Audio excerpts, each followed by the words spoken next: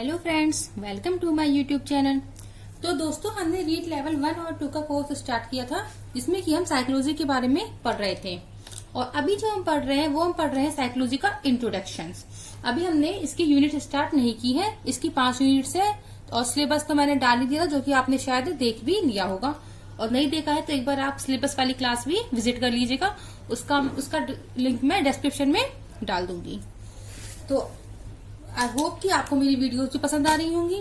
और अगर आपने अभी तक हमारे चैनल को सब्सक्राइब नहीं किया है तो सबसे पहले हमारे चैनल सब्सक्राइब करें। उसके बाद हम शुरू करते हैं आज की क्लास को। तो दोस्तों, आज हम पढ़ेंगे मनोविज्ञान के प्रमुख संप्रदाय कि मनोविज्ञान के कौन कौन से संप्रदाय अब तक आ चुके हैं और वर्तमान में ये इसका कौन सा संप्रदाय चल रहा है। तो स्टार्ट करते हैं। Let's start. देखिए, मनोविज्ञान के प्रमुख संप्रदाय।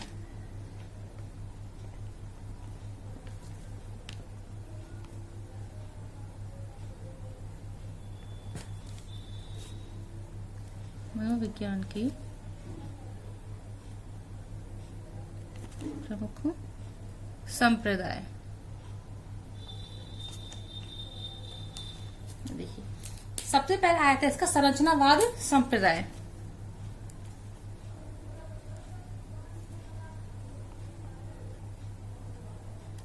संरचनावाद संप्रदाय।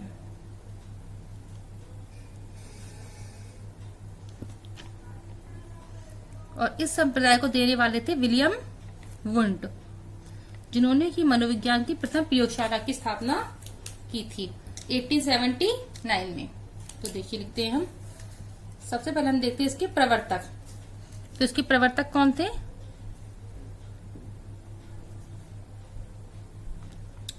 William wound.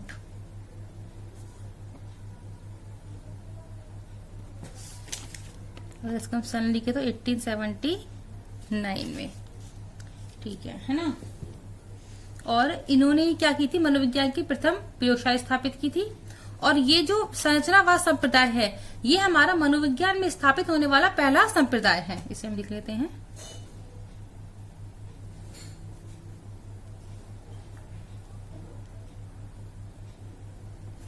मनोविज्ञान में स्थापित होने वाला प्रथम संप्रदाय।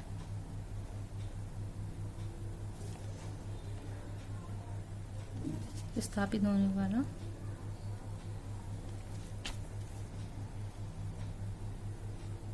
प्रथम संप्रदाय कौन सा? संरचनावाद संप्रदाय। अब देखिए, जो विलियम वुंड थे, इन्होंने किसके बारे में कहा था? इन्होंने कहा था चेतना के बारे में।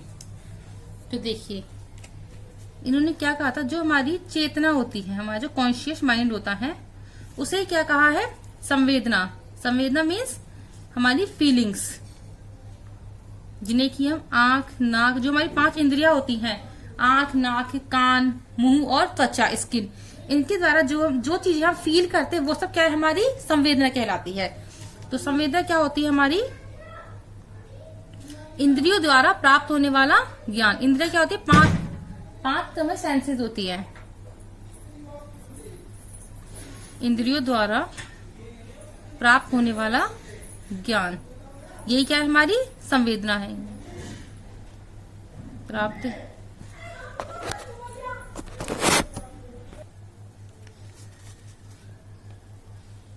होने वाला ज्ञान, ये हमारी संवेदना। अब देखिए, चेतना को क्या बोला है? संवेदना बोला है। और संवेदना क्या होता है? इंद्रियों द्वारा प्राप्त होने वाला ज्ञान। अब देखिए, अगर हम देखें कि चेतना का निर्माण किससे होता है? चेतना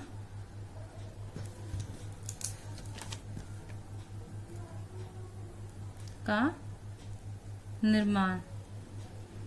निर्माण को हम क्या बोलते हैं? संरचना। या फिर हम देखें कि चेतना किससे निर्मित होती है? निर्मित। तो किससे होती है चेतना? निर्मित किससे होती है? हमारी इंद्रियों से।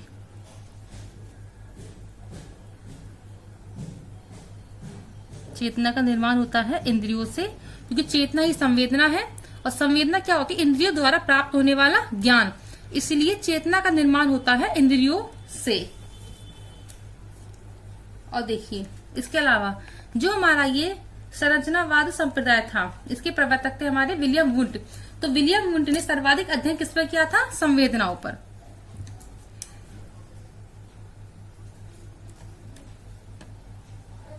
विलियम वुंट ने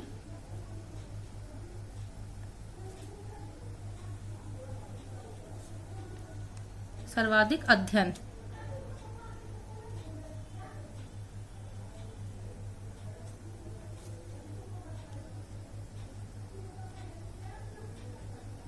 संवेदना पर किया। संवेदना मीन्स हमारी फीलिंग्स या फिर जो हमारी 5 सेंसेस होती हैं उनसे द्वारा प्राप्त होने वाले ज्ञान, संवेदना पर किया। अब देखिए जो हमारी और जो इन्होंने संवेदना पर किया था, ये किस विधि पर आधारित था? इनका प्रयोग था अंतर्दर्शन विधि पर आधारित।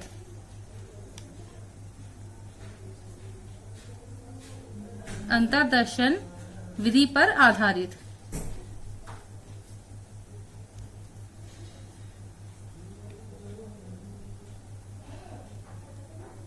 इनका प्रयोग था।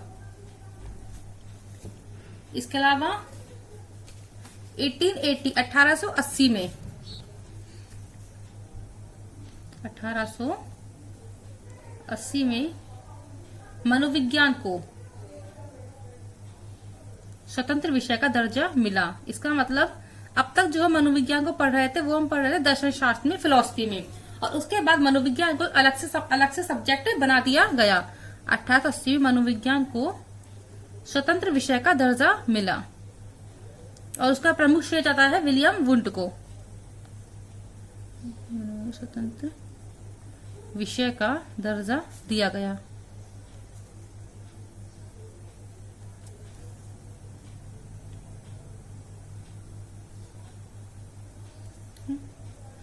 और इसके अलावा एक चीज देखते हैं हम कि मनोविज्ञान के स्वरूप को प्रयोगात्मक स्वरूप किसने बनाया था? वुंट ने।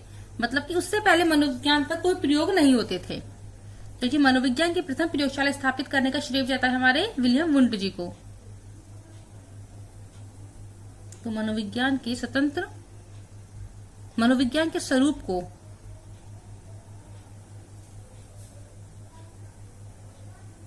प्रयोगात्मक स्वरूप बनाया किसने? वुंट ने।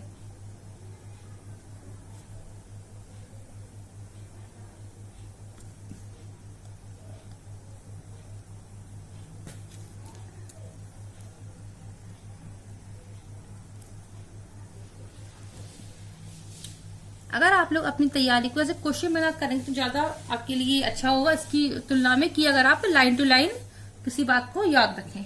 तो देखिए अब हम देखते हैं इसके और विलियम वुंट के अलावा इसके अन्य प्रवर्तक कौन थे। ये हमें आगे लिखना था लेकिन कोई बात नहीं, लिख लेते हैं। तो इसमें थे एडलर, इसके अलावा टिचनर जो कि विलियम वुंट के शिष्य थे, और बेडफोर्ड। ये सब थे संरचनावाद संप्रदाय के अन्य समर्थक। अब इसके बाद इस वाले सिद्धांत को भी, इस संप्रदाय को भी मतलब अस्वीकार कर दिया गया था। उसके बाद है हमारा प्रकारवाद या फिर कार्यवाद संप्रदाय। दूसरा संप्रदाय कौन सा है हमारा?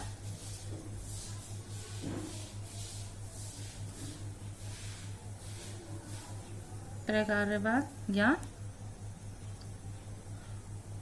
कार्यवाद संप्रदाय।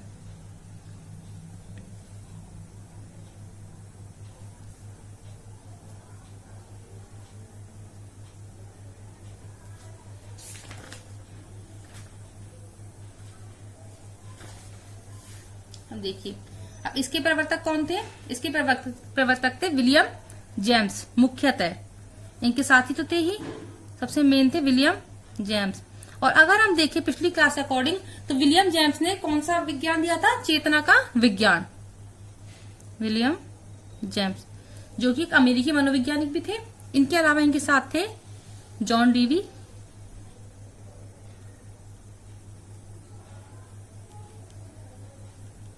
इसके अलावा थॉर्नडाइक, जिन्होंने अधिगम के नियम दिए हैं। अधिगम के 5 तो गौण नियम और 3 मुख्य नियम। इसको आगे अधिगम वाली यूनिट में पढ़ेंगे बहुत अच्छे से। इसके अलावा इनके साथ थे कैटल, जिन्होंने बुद्धि का सिद्धांत दिया है। वुडवर्थ, इनकी भी बहुत अच्छी अच्छी परिभाषाएं हैं इनके द्वारा। इनके अलावा है मैककीन,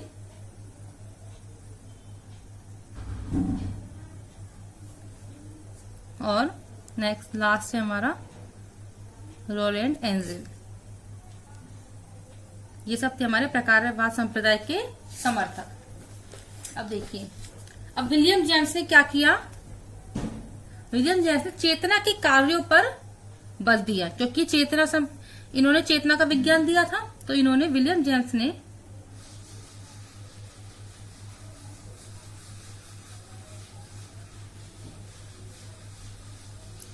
जेम्स ने चेतना के कार्यों को समझने पर बल दिया। चेतना के कार्यों, इसको अंडरलाइन कर लेते हैं क्योंकि थोड़ी सी इंपॉर्टेंट बात है। चेतना के कार्यों को समझने पर बल दिया।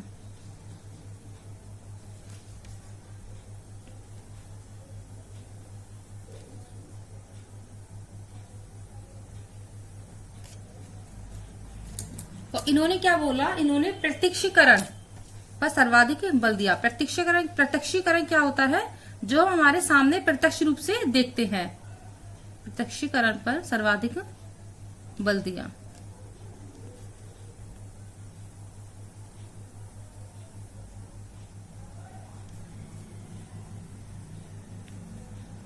किसने? विलियम जेम्स ने। इन्होंने क्या बोला कि जो हम देखते हैं वही सबसे इम्पोर्टेंट होता है।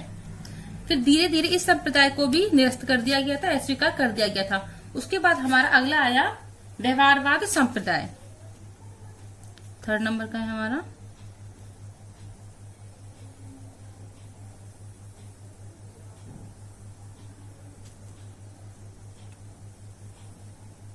व्यवहारवाद संप्रदाय।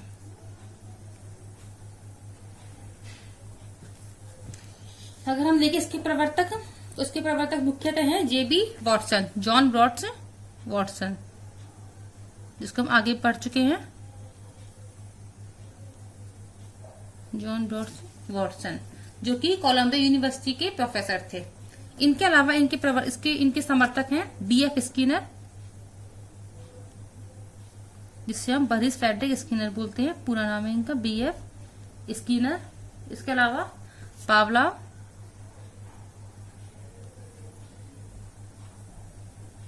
इसके अलावा है सीएल हल, क्लार्क एल हल और मैकडूगल।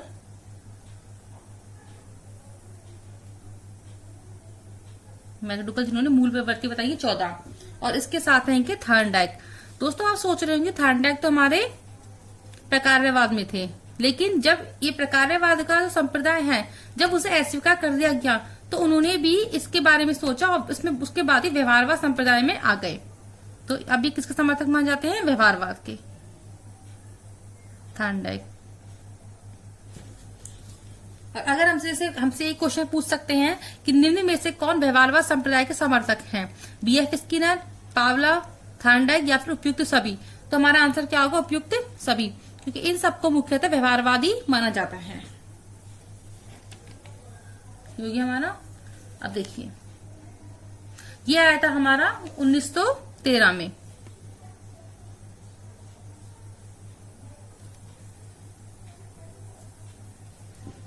अब व्यवहारवाद की उत्पत्ति क्यों मानी गई थी? क्योंकि जब संरचनावाद और प्रकारवाद, जब दोनों में बहुत ज्यादा द्वंद्व होने लगा था, कंट्रोवर्सी आ गई थी, उसके बाद इस व्यवहारवाद का जन्म हुआ। एक बार लिख लेते हैं इसे हम। 1912 से 1914 के मध्य संरचनावाद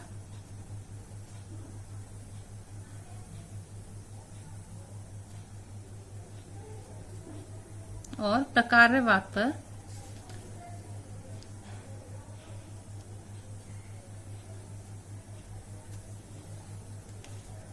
प्रकारवाद के मध्य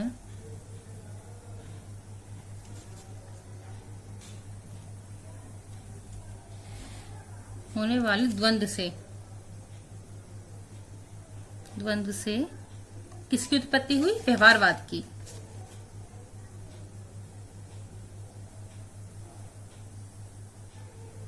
व्यवहारवाद की उत्पत्ति मानी जाती है।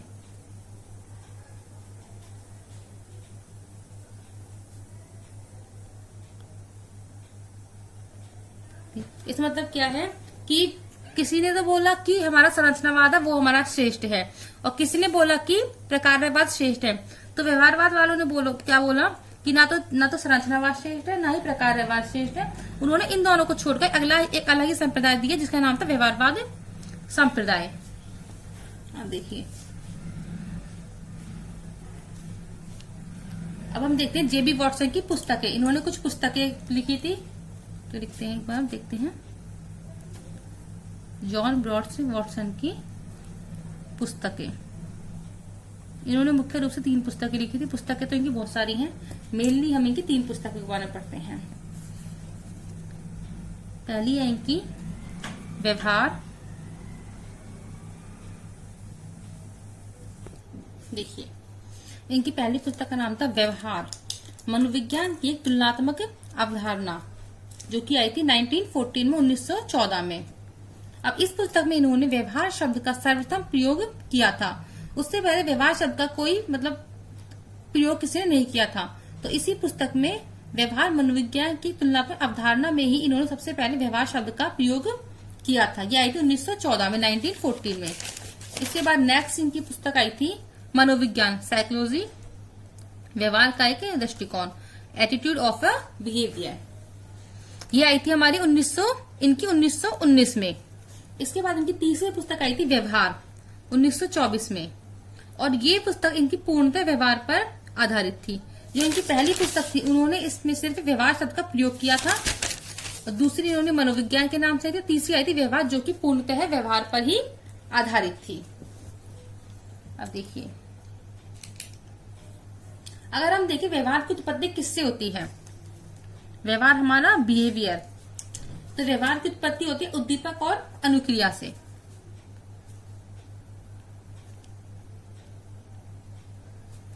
व्यवहार की उत्पत्ति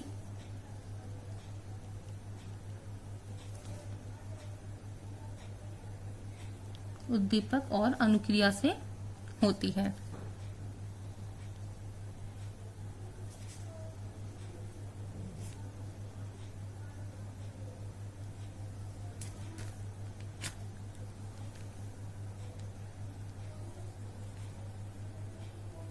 उद्दीपक और अनुक्रिया से होती है। उद्दीपक क्या होता है? हमारा स्टिमुलस। अनुक्रिया क्या होती है? रेस्पॉन्स। मतलब कि अगर हमारे सामने कोई उद्दीपक है तो उसके प्रति हम क्या क्रिया करते हैं, वो होता है हमारा उद्दीपक और अनुक्रिया, और उससे ही हमारा व्यवहार निर्धारित होता है। और देखिए, अब जेबी वॉटसन है, उन्होंने एक कथन दिया है। इससे पहले हम ये कह सकते हैं कि जो हमारा व्यवहार होता है उसमें अनुवांशिकता के गुणों की आवश्यकता नहीं होती है, और वातावरण इनकी सबसे महत्वपूर्ण भूमिका होती है। देख लेते हैं एक बार। इसमें अनुवांशिक गुण, अनुवांशिक मतलब जेनेटिक्स, मतलब कि जो हमें माता पिता से जो हमें प्राप्त गुण होते हैं, उन गुणों की इसमें आवश्यकता नहीं होती। किसमें? व्यवहार में। इसमें अनुवांशिक गुण की आवश्यकता नहीं होती है। इसका मतलब यही कि जो हमारा व्यवहार है वो हमारी आनुवांशिकता से प्रभावित ना होकर सिर्फ और सिर्फ वातावरण से प्रभावित होता है। इसमें आनुवांशिकता गुण की आवश्यकता नहीं होती है। वातावरण की महत्वपूर्ण भूमिका होती है।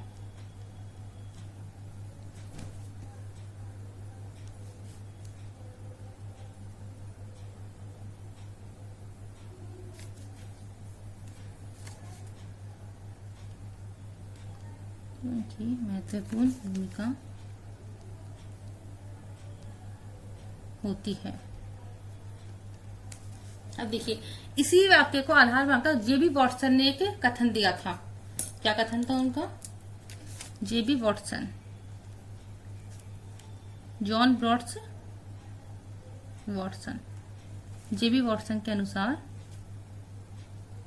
उन्होंने क्या बोला था कि आप मुझे एक स्वस्थ बच्चा दीजिए, मतलब कोई भी एक नॉर्मल बच्चा आप जेबी वॉटसन को दीजिए। उन्होंने बोला था कि आप मुझे एक स्वस्थ बच्चा दीजिए और फिर आप जो कहेंगे मैं उस बालक को वही बना दूंगा, चाहे वो डॉक्टर हो, चाहे इंजीनियर हो, चाहे टीचर हो, या फिर कोई चोर हो, डाकू हो, भिखारी हो। आप मुझसे जो कहेंगे मैं वही, मतलब बच्चों को वही वातावरण देकर उसे वैसा ही बना दूंगा।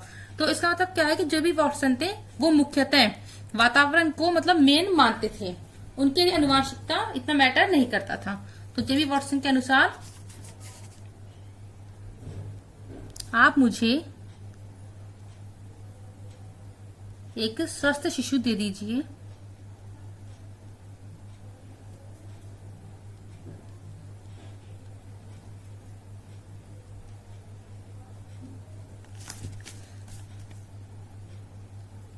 फिर आप कहोगे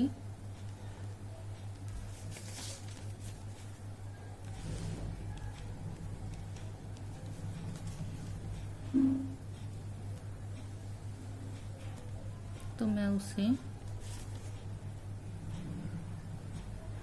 शिक्षक, डॉक्टर, अभियंता, अभियंता क्या होता है? इंजीनियर, अभियंता, चोर भी बना सकता हूं। इन्होंने क्या बोला कि आप मुझे कोई भी नॉर्मल बच्चा दो और उसके बाद आप जो बोलोगे मैं उस बच्चे को वही बना दूंगा। जैसे कि आपने अपने बचपन में वो तोते वाली कहानी भी सुनी होगी कि उसमें से दो तोते होते हैं, दोनों जुड़वा होते हैं। उसमें से एक तो जाता है साधु के पास और एक जाता है शिकारी के पास। जो साधु के पास तोता होता है वो तो राम राम बोलना सीखता है, और जो तोता चोर के पास जाता है वो गंदी गंदी बातें बोलना सीखता है। तो वही वो भी क्या है, एक वातावरण से ही प्रभावित एक कहानी है। उसमें यही बताया गया है कि हम जैसे वातावरण में रहेंगे हम वैसा ही सीखेंगे। और वही बात जेबी वॉटसन कहते हैं कि आप मुझे कोई भी एक स्वस्थ शिशु दीजिए और आप जो कहेंगे मैं उसे वही बना दूंगा। ये हो गया जेबी वॉटसन का कथन। अब इसके बाद अभी हमने पढ़ा था व्यवहारवाद संप्रदाय। अब इसके बाद अगला संप्रदाय आया समग्रवाद संप्रदाय। नेक्स्ट है हमारा समग्रवाद, या फिर इसे कहें संज्ञानवाद, कॉग्निटिव। इसके अलावा इसे बोलते हैं गेस्टाल्टवाद संप्रदाय।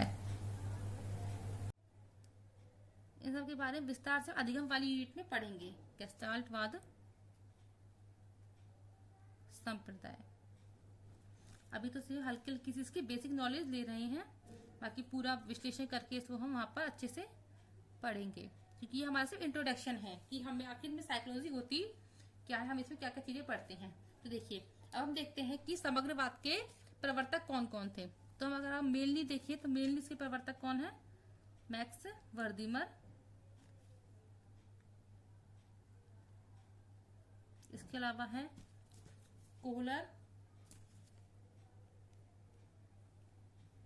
कोफ्का, कुर्त कोफ्का और कुर्त लेविन।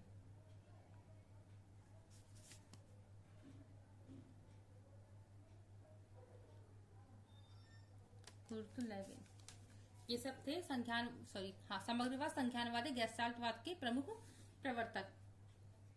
इन्होंने अधिगम का क्रिया भी दिया है गेस्टाल्टवादी। ठीक है, तो अगर हम देखें कि गेस्टाल्टवाद है, इसकी उत्पत्ति, गेस्टाल्ट का अर्थ क्या होता है? तो गेस्टाल्ट का अर्थ होता है समग्रता। तो इन्होंने जो सर्वाधिक महत्व दिया था वो दिया था समग्रता पर। इन्होंने ये कहा था कि अगर हमें बच्चों को कुछ भी सिखाना है तो हमें उसके सामने पहले पूरी विषय वस्तु रखनी चाहिए, उसके बाद फिर उस विषय वस्तु में से छोटे छोटे अंशों को बांटकर बच्चे को पढ़ाना चाहिए। तो इन्होंने सर्वाधिक महत्व किस पर दिया था? सर्वाधिक महत्व दिया इन्होंने पूर्णता या समग्रता को।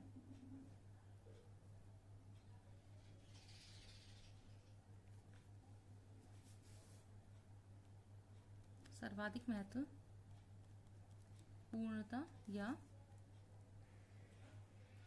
समग्रता को दिया।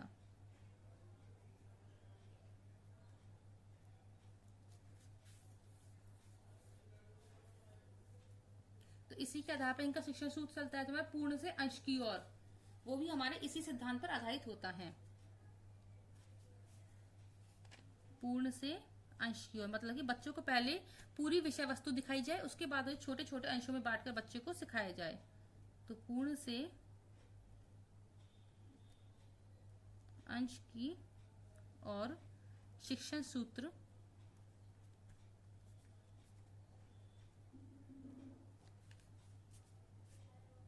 इसी संप्रदाय पर आधारित है। इसी सिद्धांत के संप्रदाय, कुछ भी लिख सकते हैं हम।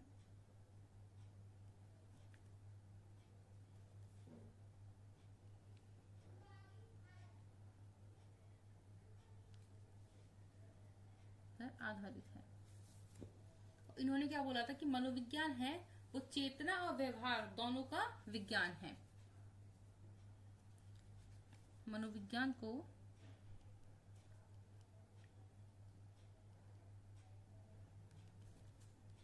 चेतना एवं व्यवहार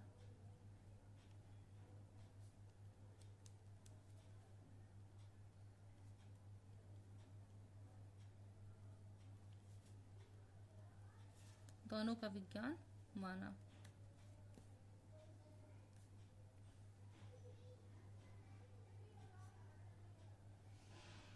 इन्होंने क्या बोला कि जो हमारा मनोविज्ञान है वो क्या है, चेतना मतलब हमारा कॉन्शियस माइंड और व्यवहार मतलब हमारा बिहेवियर, उन दोनों का ही अध्ययन है। जैसे कि इन्होंने एक प्रयोग किया था चिंपांजी पर।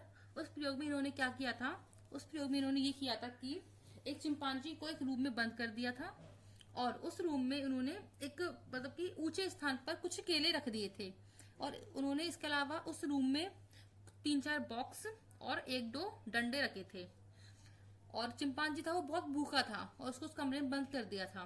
फिर इस बार इन्होंने क्या किया, उसकी जो भी उस चिंपांजी ने एक्टिविटीज की और चिंपांजी का नाम था सुल्तान। तो सुल्तान ने जो भी एक्टिविटीज की उन सब एक्टिविटीज को उन्होंने बहुत ध्यान से देखा और कैमरे में रिकॉर्ड किया था। तो उसने क्या किया, चिंपांजी ने पहले उसने उछल कर उन केलों को प्राप्त करने की कोशिश की, लेकिन क्योंकि वो केले थे वो बहुत ज्यादा ऊंचे स्थान पर रखे थे इसलिए वो उन्हें लेने में समर्थ नहीं हुआ।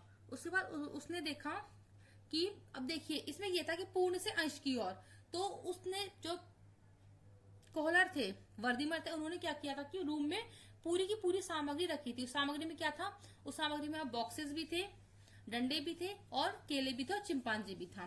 तो पूर्ण हो गया। अब देखो अब क्या किया चिंपांजी ने, उसने एकदम से उसकी नजर पड़ी किस पर, उन बॉक्सेस पर। तो उसने एक बॉक्स लिया, उसको केलों के स्थान के नीचे रखा और उसके ऊपर चढ़ के केले प्राप्त करने की कोशिश की, लेकिन तब भी क्योंकि वो केले थे वो बहुत ही ऊंचे थे तो उसका हाथ तब भी नहीं आया। फिर उसके दिमाग में दोबारा से एक आइडिया आया। आइडिया क्या था कि उसने सोचा कि क्यों ना मैं जो ये 2 बॉक्स और हैं एक्स्ट्रा में, उन 2 बॉक्सेस को भी इस बॉक्स के ऊपर रखूं तो जो केले हैं वो मेरे हाथ में आ जाएंगे। उसने ऐसा ही किया और उन्होंने एक के ऊपर एक बॉक्स रखा और बॉक्स पे चढ़कर केलों को ले लिया। तो ये क्या था, हमारे पूर्ण से अंश की ओर का सिद्धांत। मतलब कि जब कमरे में संपूर्ण रूप से पूरी वस्तुएं रखी थी तो उसके बाद उस चिंपांजी ने अपना दिमाग लगाकर उस धीरे धीरे मतलब एक छोटी छोटी एक्टिविटीज कर और केलों को प्राप्त कर लिया और उसने अपनी भूख शांत कर दी। इसके बारे में विस्तार पूर्वक हम अधिगम के सिद्धांतों में भी पढ़ेंगे। अभी हम थोड़ा हल्का फुल्का पढ़ लेते हैं इस बारे में। ये था हमारा समग्रवाद या फिर गेस्टाल्टवाद संप्रदाय। अब इसके बाद आया हमारा अगला मानवतावाद संप्रदाय।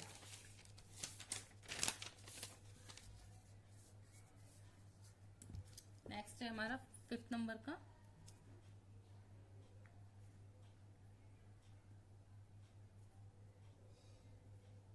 मानवतावाद संप्रदाय। इसके प्रवर्तक थे अब्राहम मैस्लो।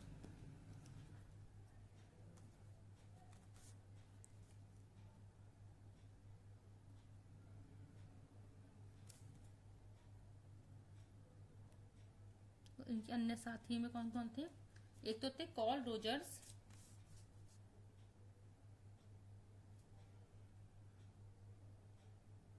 और आलपोर्ट। जिन्होंने शीलगुण के नियम, शीलगुण सिद्धांत दिया है। उसके बारे में आगे पढ़ेंगे हम व्यक्तित्व वाले में। तो देखिए, जो हमारे अब्राहम मैस्लो हैं, उन्हें आशावाद या मानवतावाद का जनक भी कहा जाता है। मैस्लो को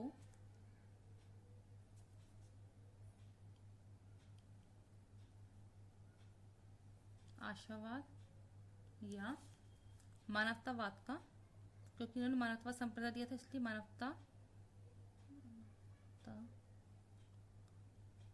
का जनक भी कहा जाता है।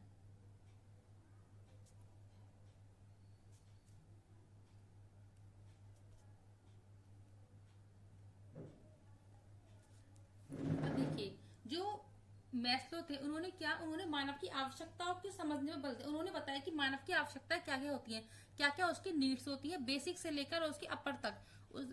उन्होंने सारी मानव की आवश्यकताओं के बारे में बताया। तो देखिए, इन्होंने मानव की आवश्यकताओं को समझने पर बल दिया कि मानव की क्या क्या आवश्यकताएं होती हैं।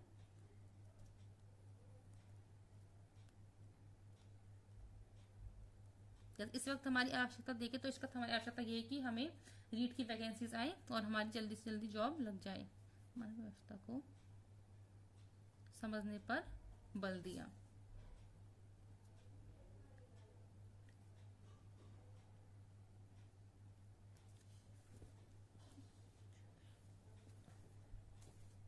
तो दोस्तों, इसके बारे में हम कल पढ़ेंगे, क्योंकि आज हमारी वीडियो बहुत ज्यादा लेंथी हो चुकी है। तो आज के लिए इतना ही, और कल हम पढ़ेंगे मानवतावाद संप्रदाय के बारे में आगे कि इन्होंने कौन कौन से इसके नियम दिए थे, सिद्धांत दिए थे। तो आज के लिए बस इतना ही। तो आई होप कि आपको ये जो मैंने आज पढ़ाया है वो सब आपको बहुत अच्छे से समझ में आया होगा, क्योंकि ये सब चीजें, ये तो हमारी बेसिक है, लेकिन आगे जब हम इसकी यूनिट स्टार्ट करेंगे तो ये सब चीजें आपके बहुत ज्यादा ही काम आएंगी। इन सब के ऊपर अधिगम के नियम दिए गए हैं। तो अगर आपको हमारी वीडियो पसंद आई है तो इसे लाइक कीजिए, शेयर कीजिए, और अगर कोई भी डाउट है तो उसे कमेंट सेक्शन में जरूर लिखिए।